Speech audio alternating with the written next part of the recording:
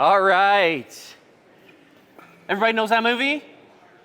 Everybody? Anybody here have voices in their heads? Yeah, I know. I know what you're thinking. Wouldn't it be nice to only have 3 or 4 voices in my head? Can we get a little bit more light here? It's a little dark. Chuck, before you walk away, could you give us a little bit more light here? I feel like I'm in a shadow. You don't like to see me. Is that what you're saying, Barb?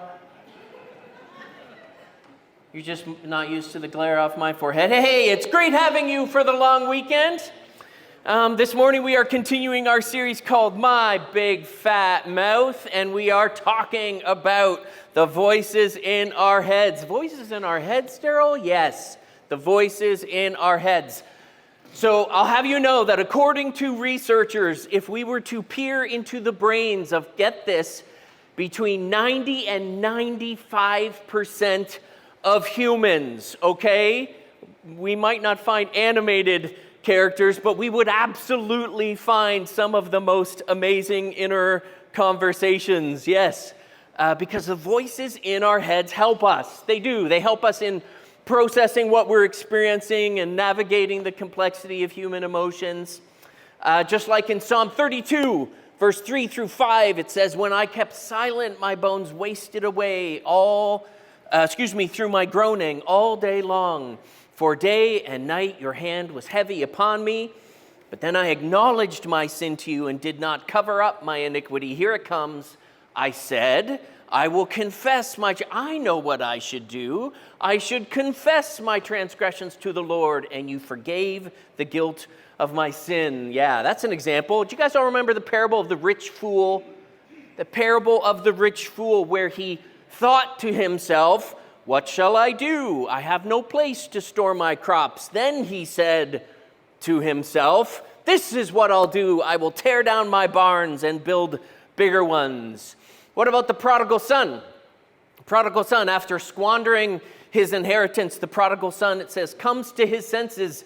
The scripture says, "But when he came to himself, he said, how many of my father's hired servants have bread enough to spare, and I perish with hunger? I will arise and go to my father." You guys, if you remember, and if you were here last week, the story that I told about the woman who had an issue of blood, who was hemorrhaging, who thinks to herself, "If I can just touch his clothes, I will be healed." Even God himself is characterized as having an inner monologue. Genesis chapter 8, "The Lord said in his heart, I will never again curse the ground because of humans." Listen, there is a rare phenomenon called anendophagia. Do you guys want to say that with me? Anendophagia. You guys are good. Yeah, that's your word of the day. Go ahead and work it into as many sentences as you can. Anendophagia is where individuals do not experience inner thing. And it is rare, like I said, for the rest of us, between 90 and 95% of the human population. I'm just telling you, this is normal, okay? I am normal, and you are normal if this is a regular part of your thought process. Not just you, not just me, but in the scriptures as well, we can see this if we're looking.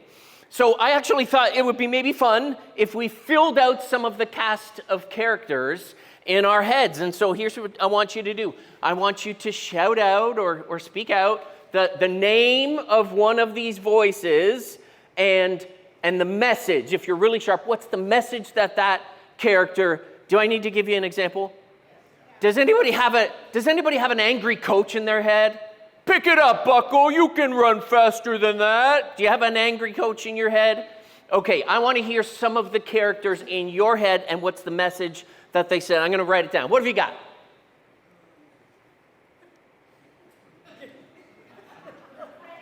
What's that? The critic. And what's the message of the critic? Critic. And it's not good enough. Anyone else? Keep going. Doubt. And what's the message? Same message as that, actually. Doubt. You're not good enough. Okay, self-doubt. Yeah, self-doubt for sure. Same. What else? Anyone have a cheerleader in her head? You got this. Come on. You got this. What else? What have you got? What was that? Anyone? The overthinker. That's such a good one. What have you got? What's the message? Oh, yeah, you're like, okay, plan A is this. And then you go through, all right, yeah, awesome. Overthinker, you name it. You name it, that's what the message they're giving you. And maybe the overthinker comes on with this barrage of messages about that. Anybody have a fun cop? Oh, you shouldn't be doing that. No. The fun cop. What about the thrill seeker? Somebody hold my beer. And then it tells you to do something that maybe you shouldn't do. The point is, we've all got voices in our heads that tell us a variety of things. Ethan Kross, in his fantastic book, Shift, Managing Your Emotions So They Don't Manage You, tells the story of a naval captain, and the ship goes down. And so 3 men find their way to a life raft, and they're forced to survive on very limited rations. They are in the shipping lanes, so they're hopeful that they will find or be able to signal somehow a ship, but they don't know. Like, it could be weeks or longer. The 3 characters are these. One guy is a real planner, and he's good to have around. He has calculated how much fresh water they have, what limited food rations they were able to grab before they launch. He knows exactly how long these rations are going to last. Of course, the captain, who makes the decisions about what to do, when to use a flare, when to row, all that kind of stuff is there. And then the last guy is kind of a more just regular sailor. Perhaps this guy is the least experienced, and this sailor, well, I'll tell you, sometimes it's just hungry, and sometimes it's just scared. Now, so you don't lose any sleep, they are, in fact, rescued. However, at the time of their rescue, there is just one survivor, the captain. The twist in the story is that there was only ever one survivor, but the captain knew that if he was going to survive, he had to give voice to his fears and his hunger, but he also needed to be able to plan and think and be very rational in the midst of his fear. And of course, as the captain, he knew he was going to have to make tough decisions to limit the amount of water, to limit the amount of food. So it's kind of a harrowing story that he tells, and he recounts the conversations that he has with himself that help him process this traumatic experience of being adrift at sea, wondering if he will be rescued. I thought it was such a powerful illustration of the power of your inner voice, this internal monologue or dialogue that you have to help you process what to think or what to feel, how to regulate your feelings and your behavior. And I thought it was cool. So listen, remember, not everybody experiences a constant inner dialogue, but for those of us who do, or those of us who learn to practice it as a skill, it does actually serve several important functions in a healthy human. So let's talk about that for a bit. What are some of the roles of your inner voice? If you're following along in the notes, incidentally, did that QR code work the other day? It didn't work. Hopefully you found the notes in the YouVersion Bible app. We're going to be in Psalm 42 first. You might remember Psalm 42. This is as the deer pants for streams of water, so my soul pants for you, my God. My soul thirsts for God, for the living God. When can I go and meet with God? My tears have been my food day and night, while people say to me all day long, where is your God? But these things I remember as I pour out my soul, how I used to go to the house of God under the protection of the Mighty One with shouts of joy and praise among the festive throng. But why, my soul, are you so downcast? Why so disturbed within me? Put your hope in God, for yet will I praise him, my Savior and my God. Psalm 42, we get to hear the psalmist's inner voice. Why, my soul, are you so downcast? He's talking to himself, isn't he? Why so disturbed within me? So the first kind of role of this inner voice, inner monologue, is self-reflection or remembrance or self-monitoring. If you're taking notes, those are the fill-in-the-blanks. It's a long weekend, so my daughter and her friend were getting geared up, and they went camping in Grand Bend this weekend, or during the week leading up to the weekend. I was very careful, as you can imagine, to remind them, you girls drive safe, right? You girls drive safe, and don't forget, the police will be out in force, right? Patrolling cottage roads on the long week. Why do I say these things? I want them to make good decisions. I wanted to be a voice echoing around in their heads to remind them to drive carefully, to watch for the crazy maniacs passing 14 cars on the road, that kind of stuff. So we can utilize this as a tool, hopefully, for ourselves and for the people we care about. But it doesn't always work. Have you ever been busy in the morning, rushed out, and left your coffee on the counter? I hate those days. So how many of you talk to yourself so you won't forget your coffee? You're like, keys, wallet, purse, and coffee. Keys, wallet, purse, and coffee. As you're walking out the door, you you go through the list. Absolutely, this is a tool. Well, there's all sorts of research to show that when you mentally rehearse instructions, this isn't a surprise, or when you prepare for a presentation by going over it in your head, right? Like you rehearse this kind of stuff, it actually helps you remember. All sorts of research to show that. Now, remembrance isn't the only thing your inner voice can do. It actually can help you plan, solve problems. Like I described this sailor. How many days of water? If we last for a month, how can I stretch this to last for a month? It can help you plan. Your inner voice can help you solve problems, can help you make decisions by allowing you to talk through various situations in your mind. And I kind of see this in Psalm 42. Inner speech is kind of linked to this flexibility, if you will, that the psalmist is wrestling through. This cognitive flexibility or self-regulation that helps you recognize, hold on, this isn't the track that I want to go down. Helps you switch tracks, right? Or if you wake up and you're on the grumpy bus and you're like, oh, this is crazy. I need to get off the grumpy bus and start going in a different way. It helps you monitor your attitude, helps you monitor your actions, helps you stay focused on your goals, right? If number one is those things, number two is absolutely your inner voice is clutch and emotional regulation. This is the easy one, or this is the good one for me. Emotional regulation. Your inner voice can help you process emotions. Can you believe what she just said to you? Right? It can help you process your emotions. It can help you reappraise situations. Wait, slow down, Buckle. Maybe she's just having a bad day, right? Reappraise situation. It can help you manage stress. Daryl, you probably don't want to throw your sandwich at her. So you get this, process emotions, reappraise situations, and manage in healthy ways your stress. In Psalm 42, he says, why are you so downcast within me? Why so disturbed within me? Put your trust in God. He's like coaching himself on what he should be doing instead of what he was doing. And this kind of positive self-talk can help that. It can be a voice of encouragement. It can be a voice of motivation to make good choices, to do the right thing. But if you know, then you know that your negative inner dialogue, and even the examples that some of you gave of the inner voice were negative. Did you notice that? Critic, doubt, overthink. And I had to mention the cheerleader. Like, some of you guys need to trade in your inner voices. I got some great ones that I could share with you. So a negative inner dialogue can contribute to, anxiety and rumination and doubt and self-criticism and all of these things.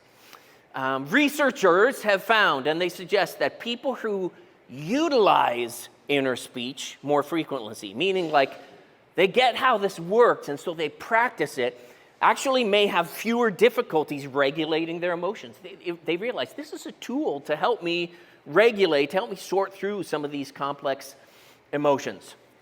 Okay, quick commercial break now that I've said that out loud. Listen. We have to acknowledge, as we're talking about emotional regulation, this is complex, right?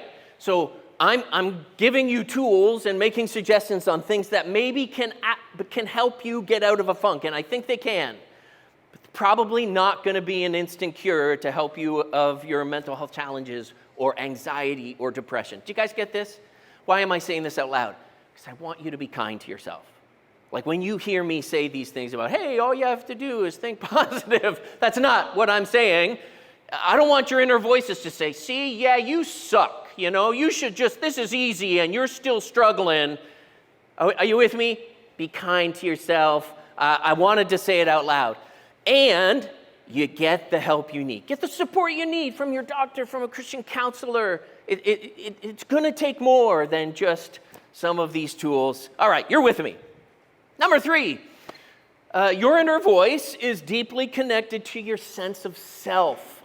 It's more than just noise in the head. It may actually help define or help you understand your sense of self. Let me lead you to the scripture here. Luke chapter 15.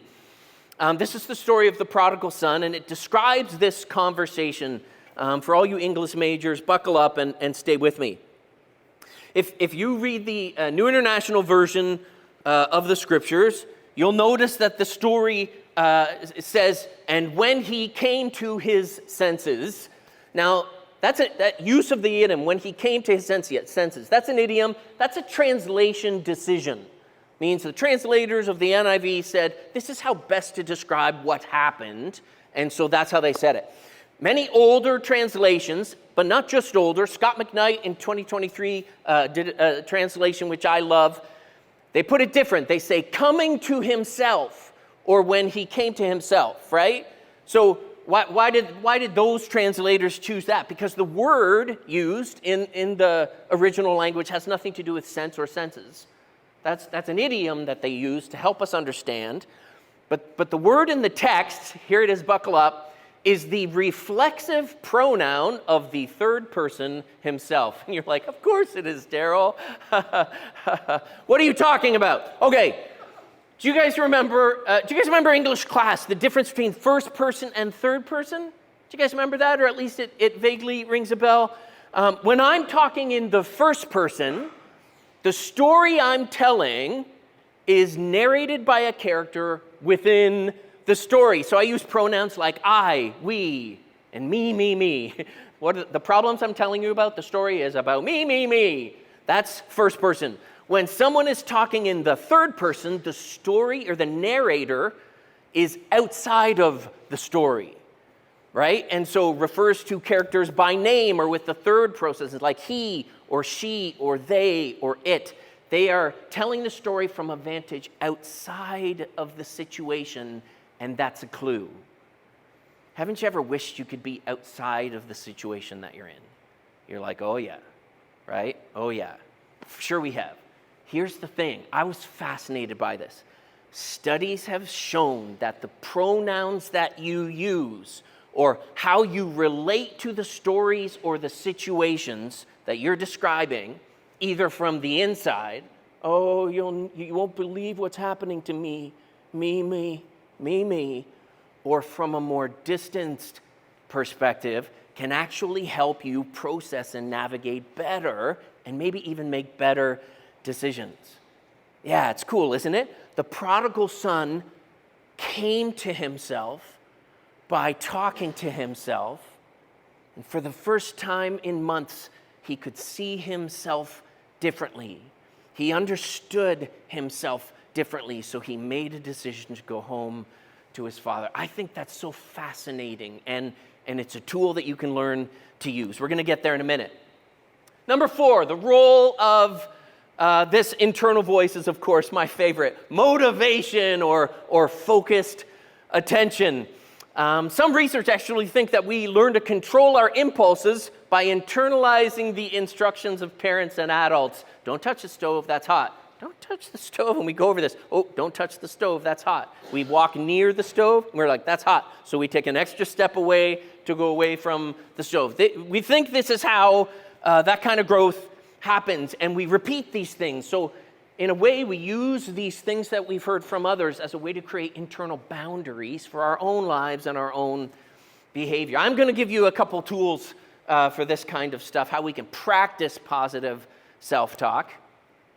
But have you Have you ever talked yourself into doing something good? Do you guys all know Rod and Janice? Do you know that they jumped out of a plane? Like, they talked themselves into jumping out of a plane. I haven't decided if that's a good or bad idea, but they thought it was a good idea. There was some voice in their head and said, you should jump out of that plane.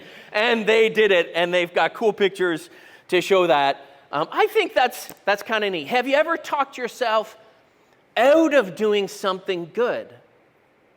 You ever known the good you ought to do, but actually talked yourself out of it? Yeah, I have. Like, for sure we have. What's the point of that? Proverbs 18:24 says, one who has unreliable friends soon come to ruin. That's true, right? If you have unreliable friends, you soon come to ruin. Listen, what's the point? Not every character in your life, not every voice in your head is friendship material. That's the point. Your inner voice can be like a fantastic, a powerful tool for self-reflection, for problem solving, and for hyping you up. Jump out of the plane. It sounds like a good idea at the time. But it can also create all sorts of challenges when it becomes negative or critical or just overwhelming. In his book, 10% Happier, How I Tamed the Voice in My Head, ABC News journalist and author Dan Harris describes the moment, he says, lying in bed at night, that I first realized that the voice in my head, the running commentary that had dominated my field of consciousness as I could remember, was a jerk, except to use stronger language than that.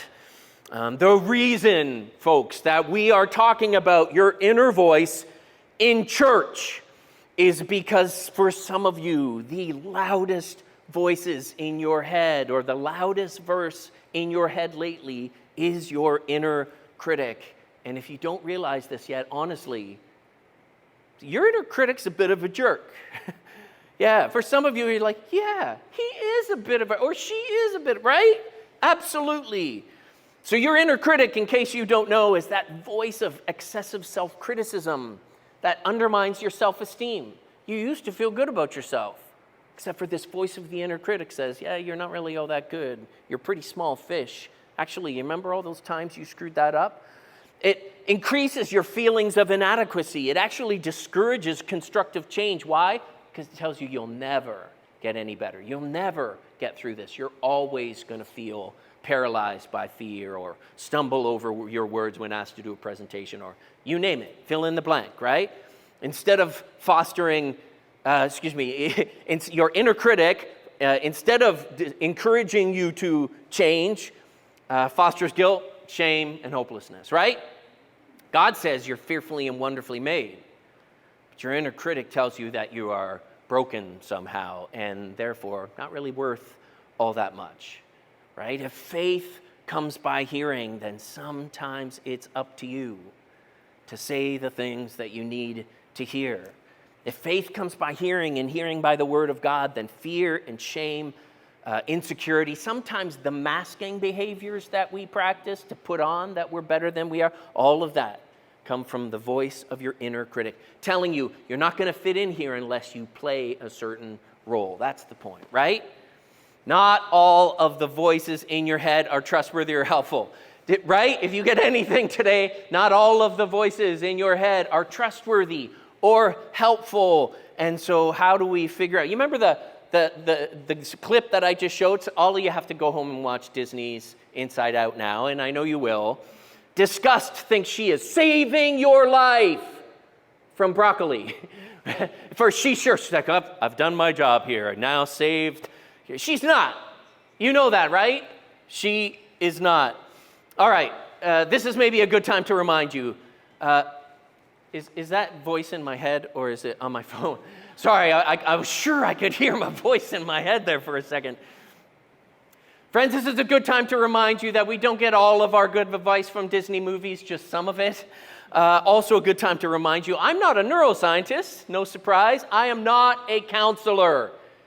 I'm just a believer in this. What do you mean by that? Listen, over the last decade, I have spent like a lot more time than before then to try and make friends or at least make sense of some of the voices that started showing up in my head after some pretty significant challenges that I've gone through in my life. And I did all of that work, as I've said before, with a Christian counselor, but also through a lot of personal study. I've read lots of books on this kind of stuff because it fascinates me. And the more I have learned, and the more I've learned from talking to counselors, it's actually the more it's helped me recognize in the scriptures. And when the scriptures give insights into mental health or perhaps a path to healing through things that I thought maybe I would just have to learn to live with. So just for a few minutes, let's talk tactics. Let's talk about maybe some of these ways, practices that we can employ to learn to better manage or even make friends with the voices in your head.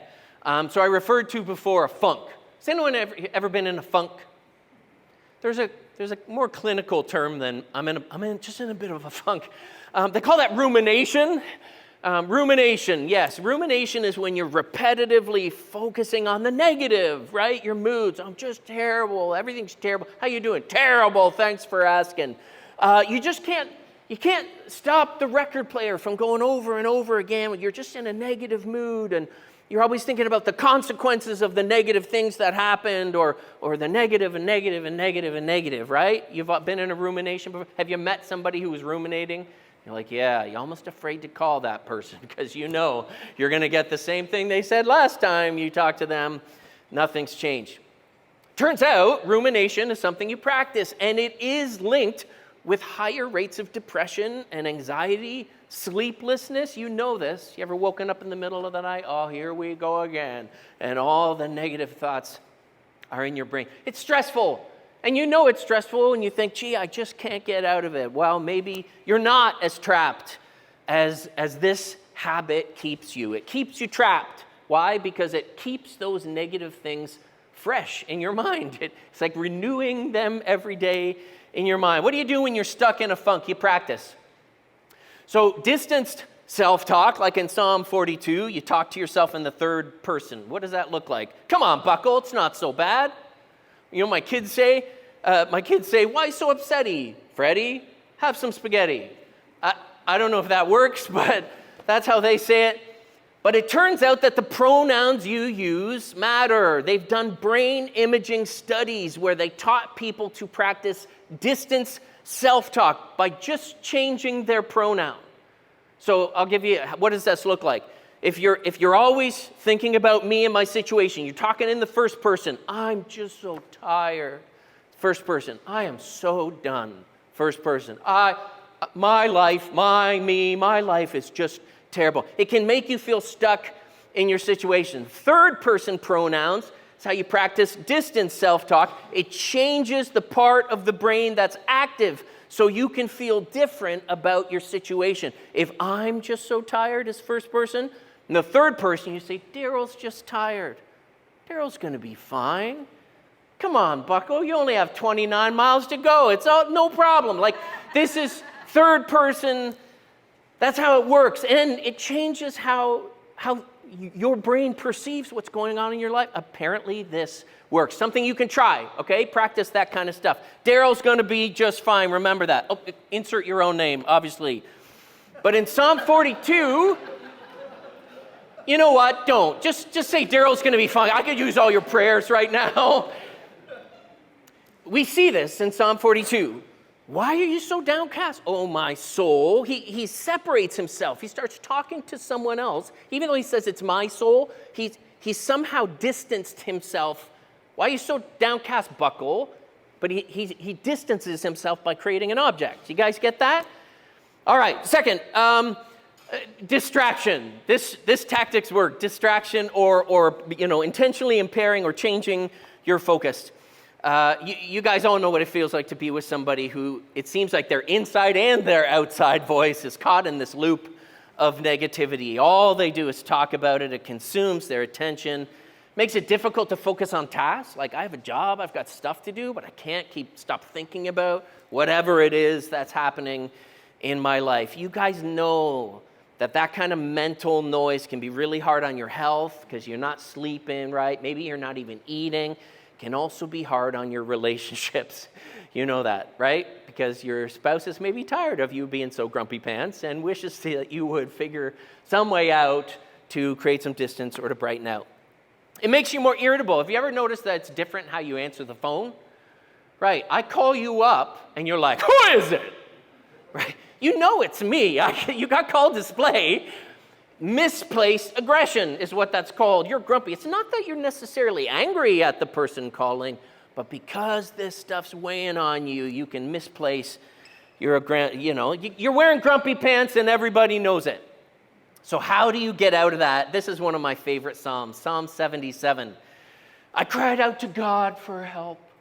Oh, that sounds terrible, Daryl. Yeah, well, I cried out to God to hear me. When I was in distress, I sought the Lord. At night, I stretched out untiring hands. I'm telling you, it was terrible.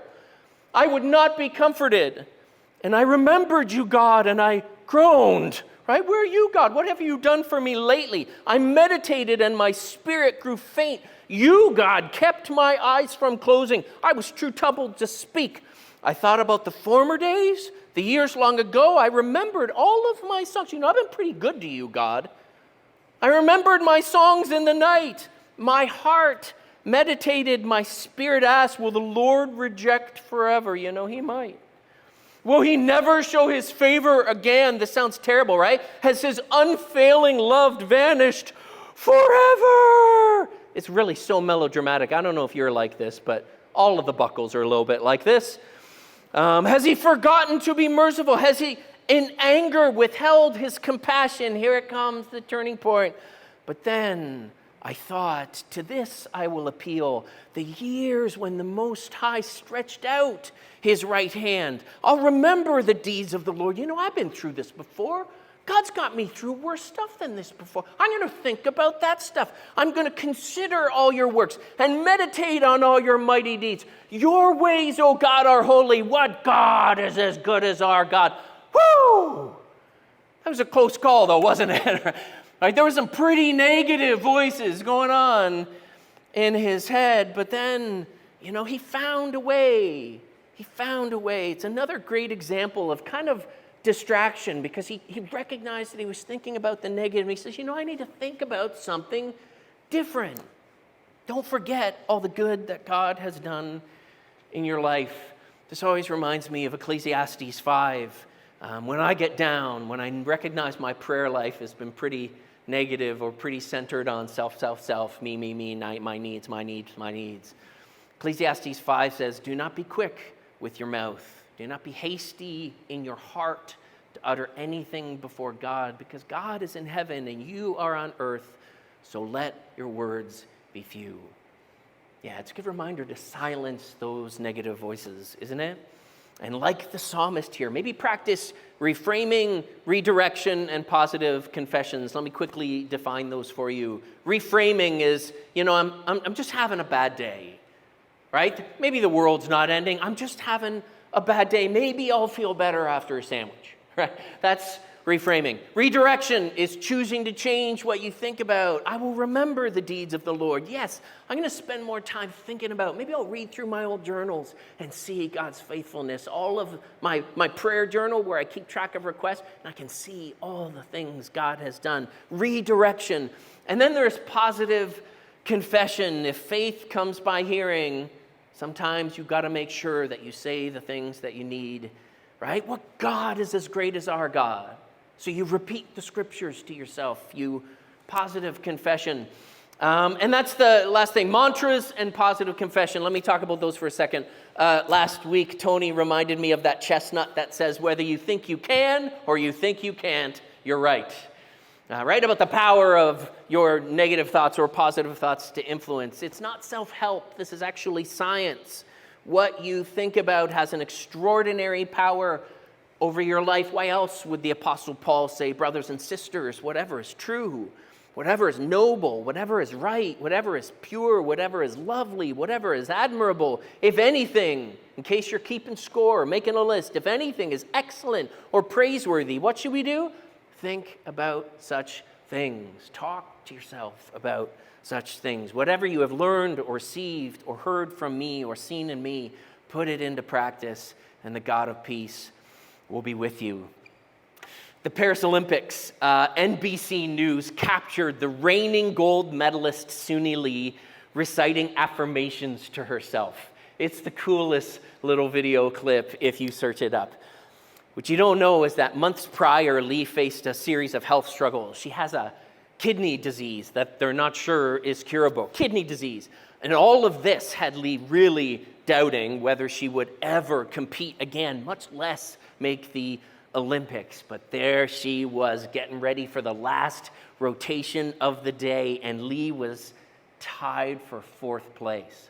Like, stressful situation for the reigning gold medalist. It's not looking good. So she stepped onto the floor and she told the reporters this. She said, I was telling myself that I've got this and this is going to be the last one, so I wanted to make sure it's the best one. Lee says, so I'm telling myself that I was that girl, that I'm just going to go out there and do my thing, that this is what I was made for. This is what I do that thing. I love that. Some of you need to, you go girl, you got this. I'm looking at Christian. You go girl. Some of you need to hear this more. You need to hear this. Whatever works, right? You go girl. You're that girl. You got this. I love that.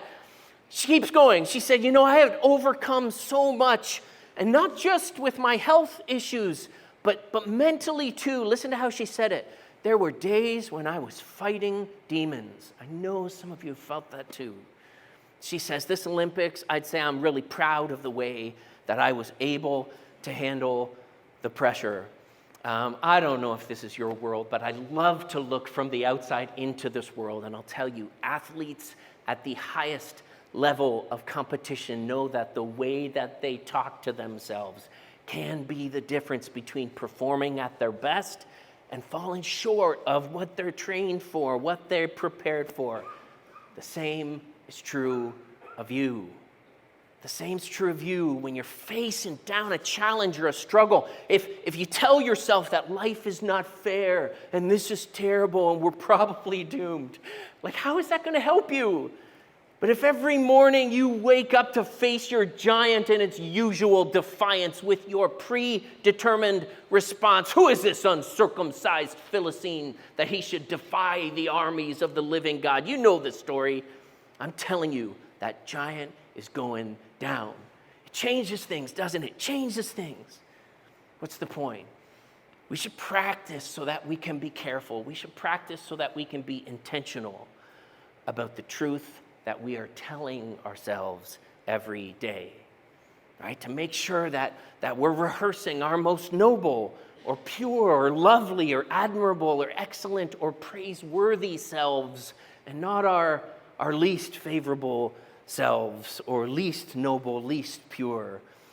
Because if you practice the thing enough, you might just start to believe it.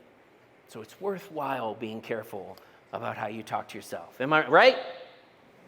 All right, if you ever find yourself struggling to quiet the voices in your head, to, calm the chaos or quiet some of those things, I know no better psalm. I'm surprised we haven't mentioned this yet. Maybe Shane did and I missed it. Psalm 19, it's a prayer. Do you want to do this? This will be this last thing. Let's pray this. May the words of my mouth and the meditation of my heart be pleasing in your sight, O Lord, my rock and my redeemer. Oh, again, may the words of my mouth and the meditation of my heart be pleasing in your sight, O Lord, my rock and my redeemer. Come on, Daryl, may the words of your mouth and the meditations of your heart be pleasing in the sight of God. He is my rock and my redeemer. It's all there for you. You can practice that this week. Thanks for coming, everybody. God bless you.